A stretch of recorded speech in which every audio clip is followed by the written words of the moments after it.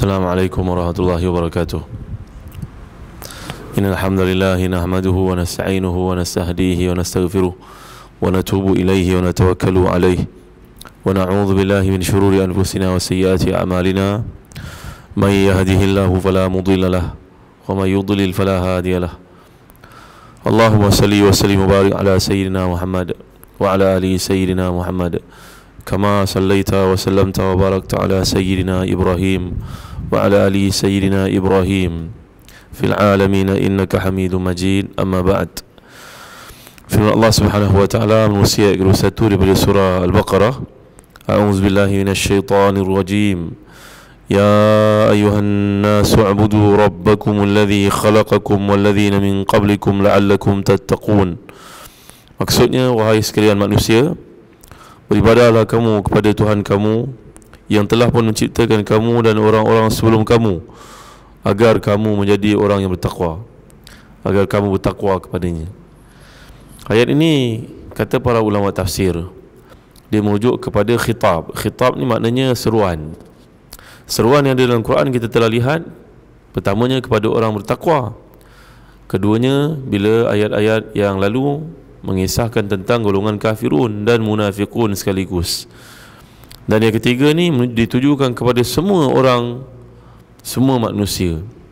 Kerana kalau kita belajar bahasa Arab, An-Nas dengan Ya ayyuhalladzina amanu berbeza. Iaitulah khitab ataupun seruan ditujukan kepada orang beriman, orang yang telah beriman kepada Allah SWT. Tetapi dalam ayat ini ditujukan kepada manusia secara keseluruhannya, sama ada dia ni beriman ataupun tidak, ataupun dia munafiqun yang menunjukkan keimanan tetapi dalam hatinya adalah kekafiran. Jadi di sini menunjukkan kepada kasih sayang Allah Subhanahu wa taala. Manusia ni satu yang ada dalam fitrahnya, dalam dirinya, dalam sanubarinya. Walaupun dia tidak Islam, tetapi dalam sanubarinya tetap merasakan bahawa dia milik satu kuasa, iaitulah satu Tuhan.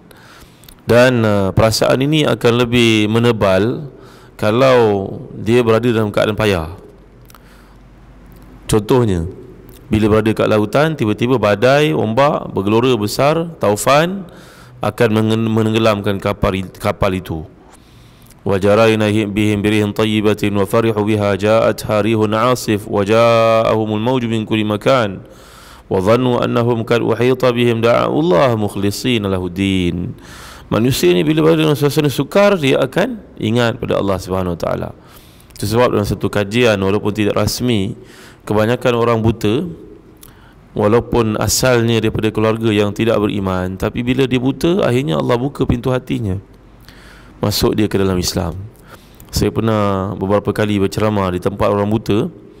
Saya mendapati ramai orang yang bukan Islam asalnya, tetapi bila mengalami ataupun ditimpa penyakit buta ni, sama ada daripada kecil ataupun bila disebabkan satu musibah, kemalangan dan sebagainya, bila berada di kalangan orang-orang Islam, akhirnya dia masuk Islam kerana dia menyahut seruan fitrahnya. Mana boleh manusia yang ada pada ini mengatakan dia tiada Tuhan. Sampai pemimpin besar Soviet yang satu masa dahulu menganggap agama sebagai candu pun, bila nak mati panggil juga nama Tuhan, sebagai menunjukkan kepada kita memang ada perasaan ini dalam diri setiap manusia. Jadi bila perasaan itu telah ada, mengapa kamu tidak raikan? Mengapa kamu tidak bersama dengan kami? Bahkan kalau tuan-tuan berada di negara Eropah sekalipun, pada ini alhamdulillah banyak gereja telah pun dibeli oleh orang Islam dan ditukarkan menjadi masjid. Begitu banyak sekali. Contohnya di Holland, Netherlands, tuan-tuan pergi ke Perancis, tuan-tuan pergi ke London, tuan-tuan akan lihat. Kerana jiwa manusia ni gersang, dia perlu kepada menjadi hamba kepada Allah Subhanahu wa taala. Mustahil dia boleh hidup sendirian. Kristian yang ada pada ini hanyalah mainan saja. Dia timbul dalam upacara-upacara rasmi, berkahwin, nak mati, lain daripada itu tidak ada. Gereja-gereja yang besar tersergam, tidak lagi dikunjungi, telah pun kosong. Berbagai-bagai cara dilakukan oleh pihak Kristian untuk mengajak masyarakat kembali kepada Kristian, tetapi mereka memang tidak boleh menerima, kerana benda yang dibawa dalam Kristiani bercanggah dengan akal yang murni. Macam mana tiga boleh sama dengan satu? Anak kecil pun tidak akan mampu menerima hakikat itu, apatah lagi manusia yang telah besar. Jadi tuan-tuan yang dirahmati dan dikasihi Allah sekalian, bila Allah sebut ayat ini, ya ayuhan nasu ubudu rabbakumul ladzi khalaqakum, wahai manusia, marilah kembali kepada Allah Subhanahu wa taala. Siapa Allah Subhanahu wa taala? Allah yang telah menciptakan kamu dan menciptakan datuk nenek moyang kamu, bapak-bapak kamu. Kalau mereka nak mengatakan bahawa agama kami lah yang tertua di dunia, itu bohong namanya. Setengah agama mengatakan mereka lebih tua daripada Islam. Bahkan ditulis dalam setengah catatan pendustaan ini. Padahal Nabi Ibrahim Abul Anbiya telah datang sebelum daripada agama yang mereka sangkakan itu betul. Hindu umpamanya mengatakan bahawa dia agama betul. Tapi apakah Hindu itu? Dalam Hindu itu ada beribu-ribu perpecahan.